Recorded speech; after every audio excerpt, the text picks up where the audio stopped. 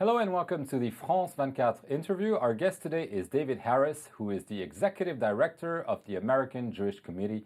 Mr. Harris, welcome to the France 24 interview. It's a pleasure to be here. In Paris, you're having several meetings with top French officials, including the Foreign Minister Alain Juppé, to talk mostly about the Middle East. And I imagine one issue that's been on your plate is the situation in Syria. Can you tell us a little bit what your views are on what's happening Sure. there?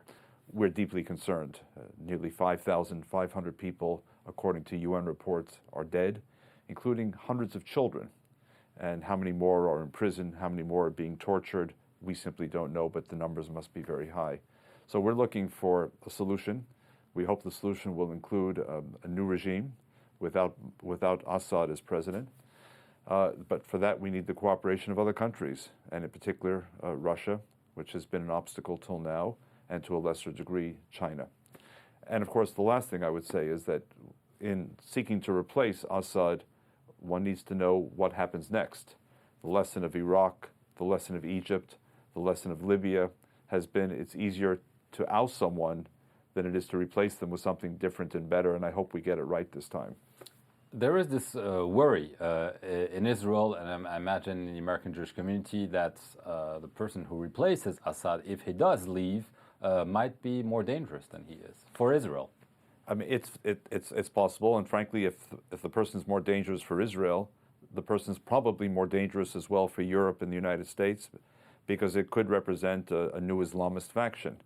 So this has to be managed as carefully as possible to the extent that those on the outside can help manage events. But one important positive development could be a wedge between Iran and Syria. After all, Assad was, in a way, a client of the Iranian regime. If a wedge can be driven between Iran and Syria, then at least we have something hopeful to show for it. Any signs this is happening? I think it's still too soon to tell. I mean, there is an opposition. It's a coalition group. We're still all trying to figure out who's who, what's what. It's going to take weeks, months, and maybe even, frankly, years before this shakes itself out, and we know. But for the time being, Assad is in power. He's killing his own people, and that is reprehensible. And I hope the international community, with the help of the Arab League in this case, which has been leading the charge, can make a difference. I want to get to Iran. Obviously, there are lots of noises of impending Israeli military intervention to stop Iran's nuclear program. Concerns apparently within the U.S. administration that Israel might do this fairly soon, within a year. What's your assessment? I don't know, and I don't want to mislead your viewers into believing that I have the secrets and I'm going to reveal the details and the dates. I do know that before anyone considers the strike, there's a lot happening right now, and we need to take cognizance of it. The increased sanctions led by the European Union, focusing on banking, focusing on energy, is very, very important, both symbolically and substantively. It's a big change. It's a big change for Europe. And if other oil importing nations, including China and India, will go along rather than seek to undermine, then it will have major impact on the Iranian economy, which is heavily dependent on the export of oil. So there's a lot riding on these next several months in the oil sector, in the banking sector. These industrial accidents that have been happening in Iran have clearly slowed things down. So from my point of view, whoever is doing it, please keep doing it. This also includes killing scientists. This also includes a variety of things to slow down the campaign in Iran. And there's a diplomatic effort to further isolate Iran, that is the regime, to make clear to the regime that there's a price to be paid. And Iran is not North Korea. North Korea lives in its own isolation. Iran is a larger country that's been linked to the world. So let's see if all of this effort, and I must say that France has really been a leader not just in Europe but beyond Europe. Let's see whether this works. And if it works, then we don't have to discuss the military option. Final point. But the military option, in our judgment, needs to be on the table and needs to be credible.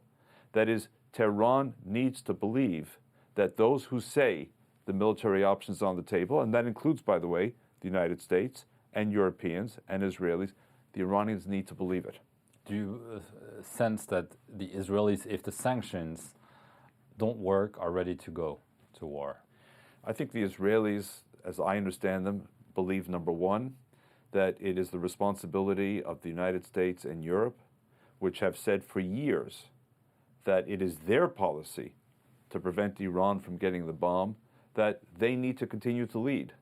If the United States and Europe abdicate leadership, in effect throw their hands up and say, we tried and we failed, what will that do for the credibility of the United States and Europe going forward with other actors in other parts of the world? It will do serious damage, Mark. So before we get to the issue of Israel, the question is, are the United States and Europe prepared to continue to exercise leadership as they have and as I hope they will?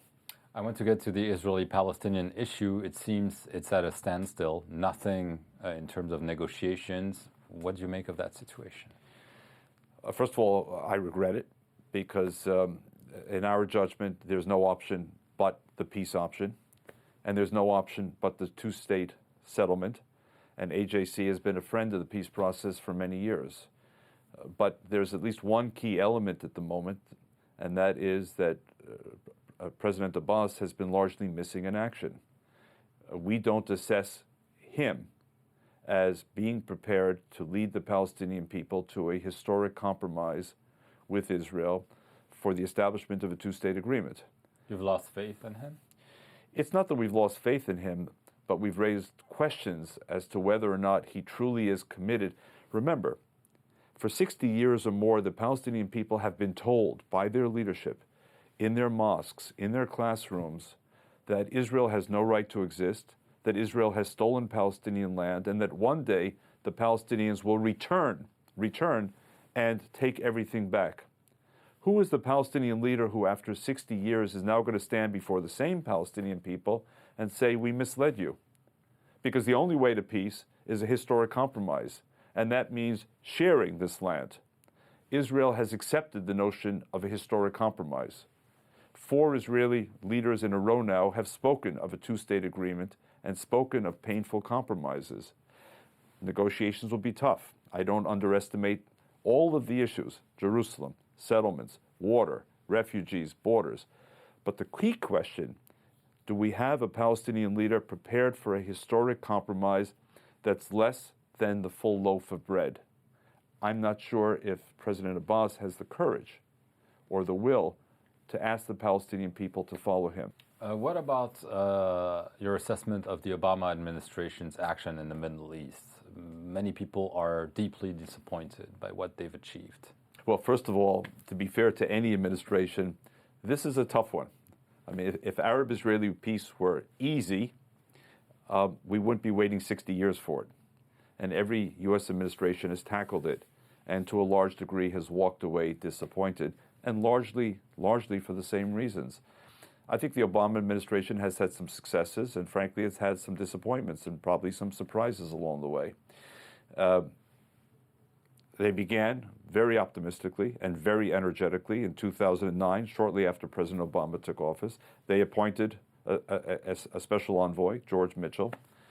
He's no longer there. The early optimism, the early deadlines, we'll achieve it within 2 years.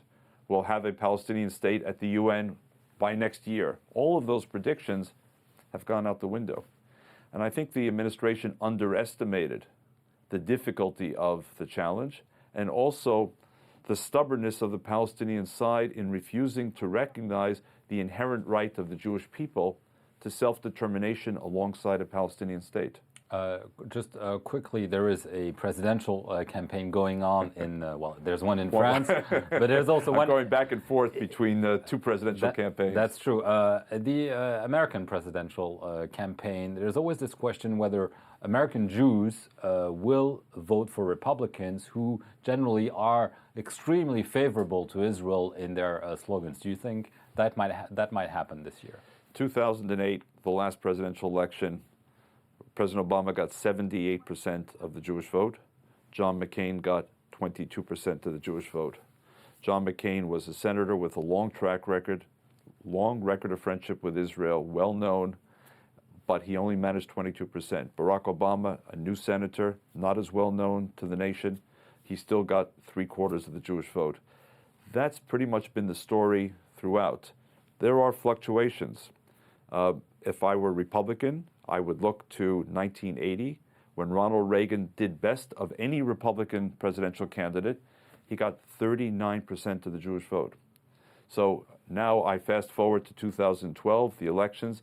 If I'm the Republican candidate, my elasticity, so to speak, I would say, is the 22% that John McCain got in 2008, the 39% that Ronald Reagan got in 1980, and I would say somewhere in there is the elasticity. How do I get towards Ronald Reagan rather than towards John McCain? If I'm Barack Obama, I know that Jews generally vote Democratic. They vote not just on Israel, but on a range of issues, social policy, social justice, economic policy, you name it.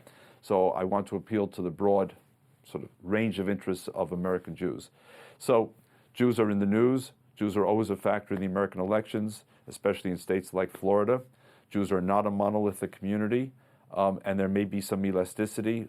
It'll be a great story to follow. Okay, thank you very much, David Harris, for telling us about it and about the Middle East. Thank you very much for watching this edition of The Interview here on France 24.